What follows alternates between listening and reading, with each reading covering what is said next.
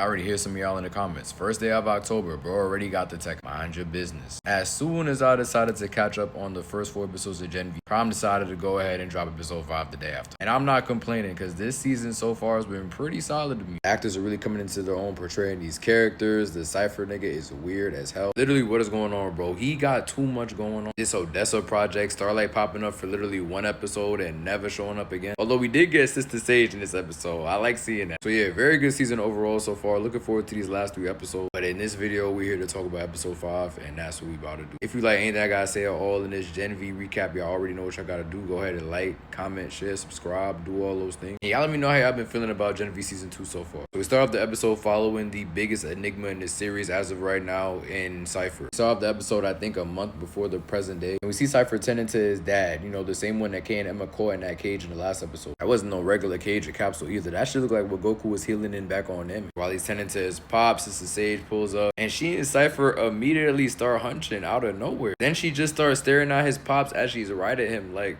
what type of intro scene is this? Good to know that Cipher and Sister Sage have some type of worker relationship at least. When we see later on this episode, it looks like they plotting against Homelander, but how long have they been plotting together? Obviously, we ain't seen them in The Boys, so the timeline on where they met and how they started working together could be an infinite number of possibilities at this point. But they definitely big team fuck Homelander right now, so maybe they not the ops like I'm thinking they are. After this, we go back to the present day and see the aftermath of Marie and Jordan's fight. Jordan's pissed, not because they lost, but because the Cipher took control of them. So much so that they were on the verge of killing Marie, which then led Marie to be on the verge of killing them. Cipher comes in, cooks Jordan on their weakness, and then tells Marie, listen, now that you had this little exchange with Jordan, it's time for you to fully fuck with me now. You need to take my teachings more serious. But of course, Marie's not going for none of that. But that's when Cipher pulls out the, you're gonna listen to me regardless. Because if you don't, who's gonna free Cate from Elmira? And them two are literally astonished because when was Cate in Elmira? Keep in mind, this is the same night that Emma and Cate launched a plan against Cipher to try to get more information on him. But they failed in that venture. And so in the same night, this man Cipher sent Cate back to Elmira, right? He is vicious. He will do whatever it takes to see his goals through to the end. So knowing that Cate is in Elmira, Marie tells Jordan and Emma, look, I know Cate is not the best person in the world. Her powers are shit and they fucked up a lot of good people that we know. But we know how bad it is in Elmira firsthand. We can't live with ourselves if we let her sit in that cell. If I'm Jordan and Emma, I'm gonna ask who's weak. Emma basically did that already, but like, we don't okay nothing. And I don't even dislike Cate saying that, but Elmira, y'all know what it took for y'all to get up out of there? Andre lost his life fucking with Elmira. You was barely able to get out yourself. And these two were only let out because of publicity. If y'all go back to Elmira at this point, y'all are cooked. But Jordan and Emma, you know, being the W mans they are, they can't let Marie see this dude by herself. They tag along with Marie, go over to Elmira to try to free Cate, but not before Emma tries to reach out to Sam for some much needed muscle on the suicide mission. Now at this point in the story, Sam is back at his parents' crib. He went back to visit this episode. So he immediately turns Emma down. He's like, I ain't even really mess with Cate like that. So y'all got that. I'm with my folks right now. We catching up. They ain't know I was alive and shit. So that gotta take priority. And I really did like the scenes with Sam and his parents, them just catching up, us learning more history on why they never went to visit him, getting an idea how they used to live, and just seeing them now adapt to having one another back in their own presence. I'm glad to see for now that Sam's parents seem to be good people. I feel like a lot of the characters we've seen between The Boys and Gen V have shown to be very duplicitous and manipulative as people. Will do whatever it takes to profit off of anything involved. I mean, in this season alone, we get reminded of how shit Jordan's parents are. Then we learn that Marie's parents co-signed the Odessa project, which is Marie. Emma's parents is some shit. Polarity's coming around this season. And don't even get me started on her parents from The Boys. Yeah, hopefully they stay on this good timing. I look forward to seeing more of their relationships expanded in these future episodes. And just seeing Sam be more humanized as the series continues. See a conversation go down between Polarity and Cipher in this episode. Polarity's trying to figure out what the heck is going on with Cipher and gets next to nothing trying to do so. We do see Cipher for no reason stab himself in the hand though, only to immediately try to flex after talking about something. I gotta go. I got a conversation with Dana White. Dana White of all people is your flex. Is The Boys though? That makes sense. Clearly more of the flex is that he's not able to feel pain. Apparently he is feeling some type of pain, as Cate alludes to later on in the episode. How much so and how is he feeling? I have no clue, to be honest, but I think it has something to do with why he blends all the foods that he eats. Later on in the episode, we see Polarity go back home and he's reminiscing on the good old days. Andre was still around. He was still Vaught's lapdog. Better times than right now for his character in particular, for sure. All of a sudden, bro's powers get to wilding. Everything metallic in the vicinity just gets to flying. Bro literally almost accidentally deleted himself. Seen earlier on the episode 2 when Cipher grabbed bro's knife, his hand was shaking. You know his power's been on the fritz and his health is not that much better. Is Gen V setting up early death flags for polarity later on in this potential final season of Gen V? I mean, we gotta see. We'll say though, I definitely do like how his character is being used this season. I'm glad we're seeing a lot more of him now as opposed to last season. It's just great seeing Andre's core values continue to be uplifted by his own father.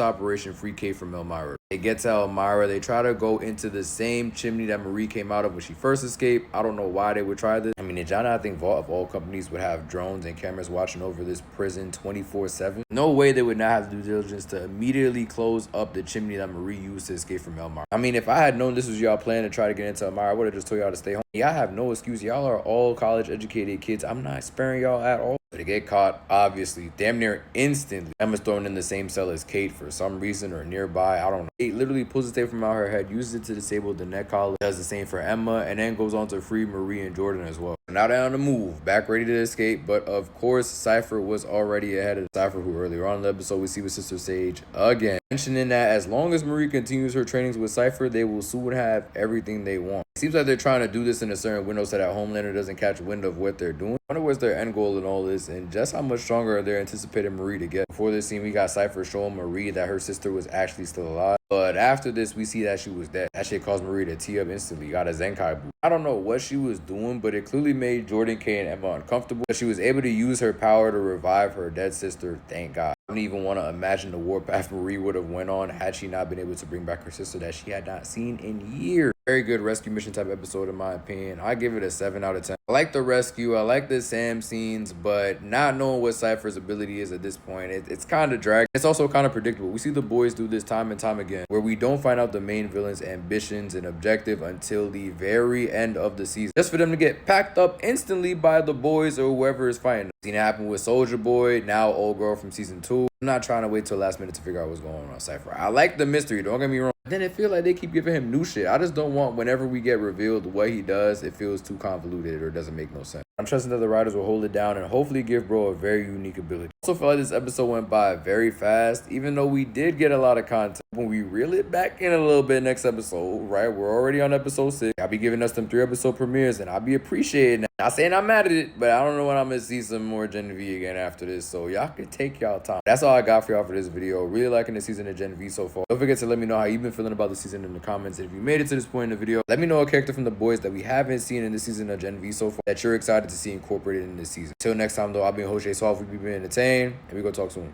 Peace y'all.